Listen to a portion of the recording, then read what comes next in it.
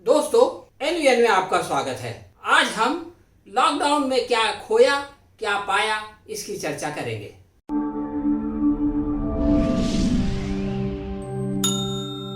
कल लॉकडाउन 2 का आखिरी दिन था और आज लॉकडाउन 3 का पहला दिन है। कल आखिरी दिन हमारी वायुसेना ने बहुत सारे अस्पतालों के ऊपर फूल बरसाए। इस पर हमारे बहुत सारे वरिष्ठ पत्रकार और विशाल दादलानी लोग जैसे लोग बहुत नाराज हुए।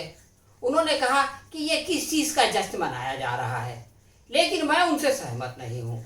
मैं ये कहता हूँ कि वाकई ये खुशी का मौका है, इसलिए कि कम से कम 40 दिन के बाद हमारे प्रधान सेवक को सद्बुद्धि प्राप्त हुई और उन्होंने ये सोचना शुरू किया कि इस महामारी से लड़ने के लिए क्या करना चाहिए और क्या नहीं करना चाहिए। क्या नहीं करना चाहिए की सूची में पहली चीज तो ये है कि भाषण नहीं करना चाहिए, लोगों को प्रवचन नहीं देना चाहिए, लोगों को नौटंकी करने पर नहीं उकसाना चाहिए।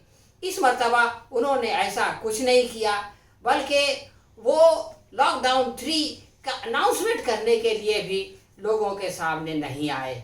तो ये बहुत ही स्वागत योग्य चीज़ है कि कम से कम 40 दिन के बाद उनकी समझ में ये बात आ गई। और दूसरी खुशी की बात यह है कि 2 फैसले किए गए जो हमें समाचार पत्रों के जरिए से पता चले। उनमें सबसे पहला फैसला ये है कि पूरे देश को अनेक जोन्स में बांट दिया गया, red zone, orange zone, green zone वगैरह। इसी के साथ साथ दूसरा सबसे महत्वपूर्ण निर्णय ये लिया गया कि जो मजदूर अलग अलग शहरों में फंसे हुए हैं उनको अपने घरों में भेजने के लिए ट्रेन की व्यवस्था की जाएगी। सबसे पहले जोन्स की बात। चीन में जहां से ये कोरोना वायरस की महामारी फैलना शुरू हुई, वहां भी पूरे देश में एक साथ लॉकडाउन नहीं लगाया गया, बल्कि उन्होंने देखा कि सबसे ज़्यादा संक्रमित एरिया कौन है, वहाँ बहुत सख्ती से इसको लगाया, उसकी बॉर्डर्स को सील कर दिया, उसके एयरपोर्ट्स को सील कर दिया, वहाँ से बसों और ट्रेनों की सर्विसेज को ख़त्म कर दिया। लेकिन देश के वो भाग जहाँ पर कि ये महामारी बिल्कुल नहीं थी, वहाँ पर उन्होंने कोई ख़ास पाबंदी नहीं लगाई। लेकिन हमारे प्रधान सेवक ने आओ देखा न ताओ पूरे देश में देशबंदी लगा दी, जैसा कि इससे पहले नोटबंदी लगा दी थी।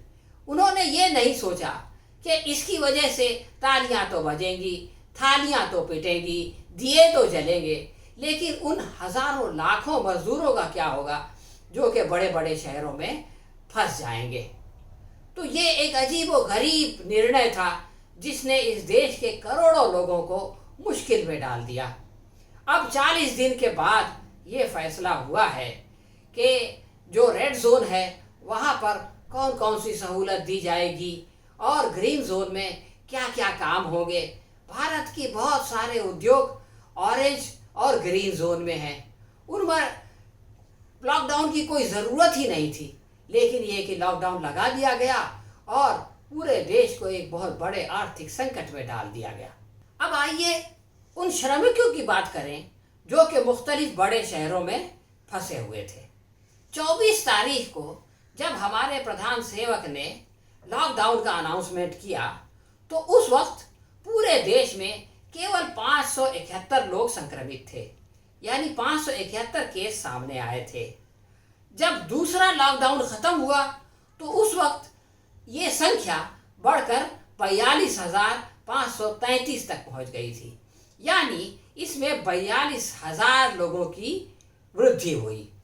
इसी प्रकार आप देखें कि 24 तारीख यानी 24 मार्च को जब लॉकडाउन लगाया गया उस वक्त तक केवल 10 लोगों की मौत हुई थी। आज ये आंकड़ा बढ़कर 1396 पर पहुंच गया है, यानी तकरीबन 1386 लोग इस दौरान कोरोना की वजह से यानी उनकी मौत हुई। ये जो लॉकडाउन लगाया गया इसमें प्रधानमंत्री ने ये कह दिया कि जो जहां है वहां रहे।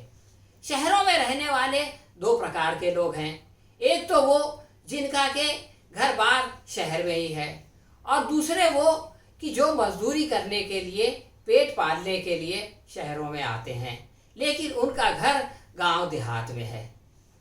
अब जिनकी मजबूरी है कि वो अपना शहर छोड़कर नहीं जा सकते, वो तो अगर प्रधानमंत्री नहीं भी कहते तो शहरों में ही रहते। लेकिन वो मजदूर जिनका के रोजी रोजगार छिन गया, जिनके के खाने पीने के लाले पड़ गए, उनको भी शहरों में रोक दिया जाना, ये एक अजीब व गरीब मूर्खता थी। होना तो ये चाहिए था कि प्रधानमंत्री जब पहली बार 19 तारीख को टीवी पे आए थे और उन्होंने राष्ट्र को संबोधित किया था, तो वो ये कहते कि भाई 24 तारीख से पूरे देश में लॉकडाउन लगने वाला है, इसलिए जो लोग अपने घरों में, अपने गांव में जाना चाहते हैं, उनके लिए स्पेशल ट्रेनें चलने वाली हैं, वो उस सुविधा का लाभ उठाएं और बगैर किराया दिए अपने घरों में चले जाएं। लेकिन प्रधानमंत्री ने ऐसा नहीं किया, बल्कि ट्रेनें बंद कर दी, बसें बंद कर दी और मुख्तलिफ राज्यों की बॉर्डर्स को सील कर दिया कि कोई अगर अपनी प्राइवेट वाहन से जाना चाहे, बल्कि पैदल भी जाना चाहे तो भी ना जा सके, उसको भी वापस कर दिया जाए। अब आप ये देखें कि इन 5 हफ्तों में क्या हुआ।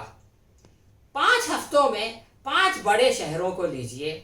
मुंबई में 343 लोग की मौत हुई, अहमदाबाद में 208 लोगों की मौत हुई, पूना में 106, इंदौर में 76 और जयपुर में 44। इस तरह 777 लोग तो कोरोना की वजह से इन 5 बड़े शहरों में मर गए।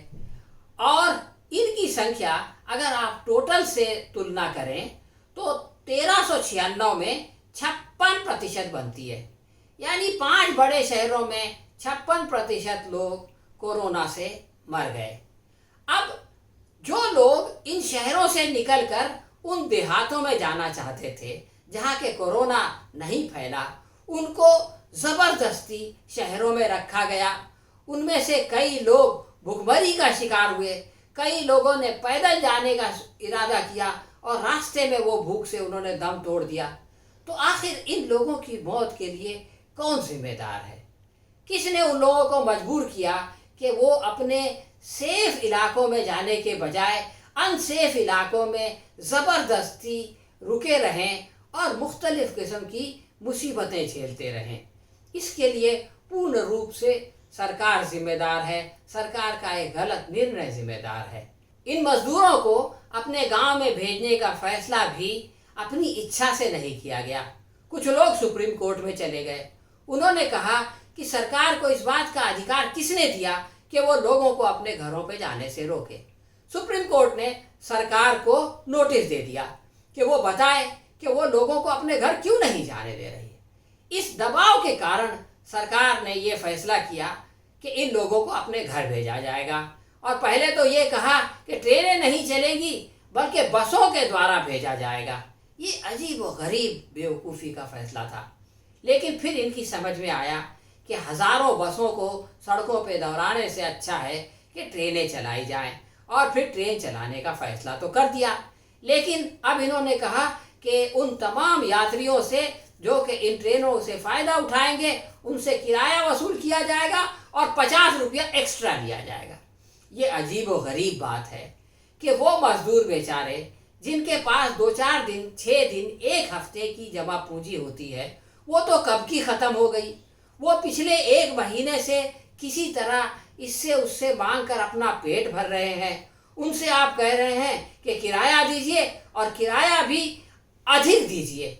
इससे ज़्यादा क्रूरता कोई और नहीं हो सकती। ये एक ऐसी सरकार है कि जिसने ट्रंप को नमस्ते कहने के लिए 100 करोड़ फूंक दिए। इस सरकार ने इस हफ्ते टेंडर निकाले ताकि सदन को बनाने के लिए 20,000 करोड़ रुपए खर्च किए जा सकें। वो रेलवे मंत्रालय जो कि इन गरीब मजदूरों से किराया मांग रहा है, उसने 150 करोड़ रुपया तो पीएम केयर में दे दिया। लेकिन प्रधानमंत्री ये नहीं बताते कि पीएम केयर में जमा होने वाले करोड़ों रुपए का उन्होंने क्या किया। वो विदेश से यात्रियों को जहाज में मुफ्त में ला सकते हैं, लेकिन अपने मजदूरों को मुफ्त में अपने घर नहीं भेज सकते। इसके बाद जब सोनिया गांधी ने ये घोषणा कर दी कि कांग्रेस पार्टी उन तमाम मजदूरों को अपने घर तक पहुंचाने के लिए मदद करेगी, तो हुकूमत को कुछ शर्म आई और रेलवे मंत्रालय ने ऐलान किया कि हम उन मजदूरों को तो फ्री में ले जाएंगे, लेकिन उसका खर्चा राज्य सरकार को देना पड़ेगा। राज्य सरकार को केंद्र सरकार पीपीई नहीं दे रही, राज्य सरकारों को केंद्र सरकार टेस्टिंग किट नहीं दे रही, और अब राज्य सरकारों से कहा जा रहा है कि इन मजदूरों को पहुंचाने के लिए आप किराया दें। इस तरह तो पूरी दुनिया में कहीं नहीं होता। भारत दुनिया का एकमात्र देश है जहां पर माइग्रेंट लेबर्स को रोकने के लिए लॉकडाउन लगाया गया, और भारत दुनिया का एकमात्र देश है जहां पर इन गरीबों का खून चूसा जा रहा है। तो दोस्तों, ये थी हमारी आज की समीक्षा। अगर आपको पसंद आई हो तो लाइक करें और शेयर करें। हम बहुत जल्द किसी नए विषय पर आपसे फिर मिलेंगे। तब तक के लिए आज्ञा दीजिए। धन्यवाद।